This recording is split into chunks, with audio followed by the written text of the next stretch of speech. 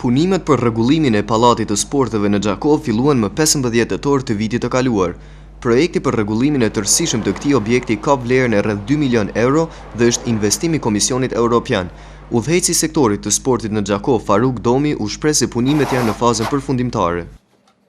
Momentalisht punimet gjenden në pjesën finale të realizimit të tyre dhe shpresojmë që në një të ardhmen shumë të shpejt klubet sportive të cilët momentalisht janë duke i zhvilluar stërvitjet dhe ndeshjet në terrene të huaja, së shpejti do të rikthehen në palestër dhe ku do të zhvillojnë ushtrimet dhe ndeshjet kampionale. Deri më tani janë përfunduar punimet në sistemin e ngrohjes, ujësjellësit dhe kanalizimit, ndërkaq pritet të bëhen edhe rregullime të tjera.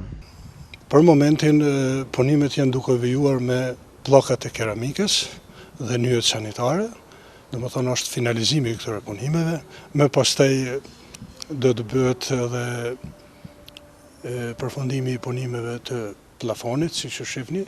Kanë me të papërfunduar edhe dritaret anësore komplet dhe shpresojmë që edhe në fund do të bëhet edhe lyrja nga brenda dhe jashtë. Kemi marrë premtime që gjerë në muajin shtator shpresojmë që këto punime edhe të përfundojnë. Punimet po i kryen kompania turke Gintas APX në bashkëpunim me Hidrotermin. Përveç renovimit të tërësishëm të pallatit të sporteve, do të punohet edhe në krijimin e fushës së futbollit, punimet të së cilës pritet të fillojnë vitin tjetër nga një ekip e veçantë, u shpreh udhëheqësi i sektorit të sportit në Xhakov.